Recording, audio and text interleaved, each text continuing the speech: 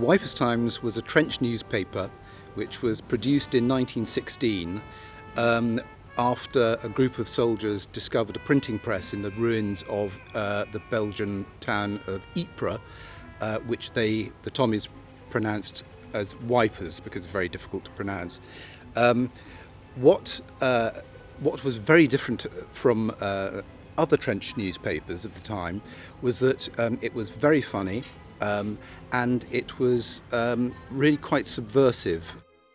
What you get is the authentic voice of the trenches, not something that was written in 1930, not a novelist looking back, not people disillusioned by peace, but what they were doing then, what they were saying then, and mostly what they were laughing at then. And it's black and it's bleak and it's genuinely funny.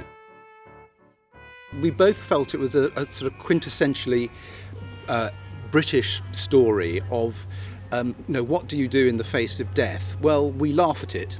And that was sort of quite jaw-dropping for us when we discovered it.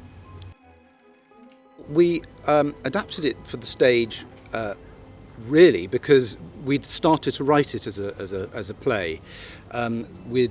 After Ian had discovered the whole story of the Wipers Times all those years ago, we'd been banging on at film companies about it for many years, and were basically told nobody's really interested in the First World War. Well, they are, as was proven by from BBC. And it is the way we conceived turning jokes on the page into 3D jokes, as it were, was theatrical. And they were very keen on the musical, so we've invented in the play a sort of fake musical in their imaginations. So a lot of it just seemed very theatrical. And it is, it's dugouts and trenches. It isn't a huge canvas. People should come and see Wipers Times because it's 100 years since this extraordinary newspaper was first published. And they should come to see that it's as fresh and as funny and as lively as it was when it was produced. And also to come partly as tribute to these two amazing men who didn't get a lot of credit in their time for producing the Wipers Times, but I think probably do deserve quite a lot. So come and see it. Come and see their legacy. Yes, and it's also very funny.